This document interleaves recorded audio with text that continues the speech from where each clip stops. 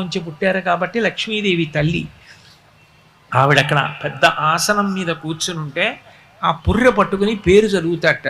అమ్మ, ఈ పుర్రె గత జన్మలో ఫలానా వారిది, ఈ జన్మలో మళ్ళీ దీన్ని పంపిస్తున్నాను, పుడుతోంది, దీనికి ఎంత ఐశ్వర్యం ఇమ్మంటావు అని అడుగుతాట. గత జన్మలో ఏం చేశాడు అని అడుగుతుందట అమ్మవారు. కబుర్లు చెప్పిన వాడికి కాదు అమ్మవారు ఇచ్చేది, ఇలా పెట్టినవాడు ఎవరున్నాడో వాణ్ణి చూస్తుందట అమ్మవారు.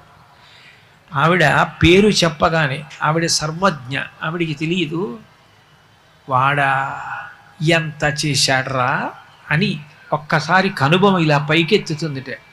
నేను వాడికి ఇచ్చాను, వాడు సమాజానికి అంత పెట్టాడు, ఎంతమంది అన్నం తిన్నారో, ఎంతమంది చదువుకున్నారో, ఎంతమందిని వృద్ధిలోకి తీసుకొచ్చాడో, అంతమంది వృద్ధిలోకి వస్తే తాను ఆనందపడిపోయాడు రా, వాడికి మళ్ళీ రెట్టింపి అంటుందట.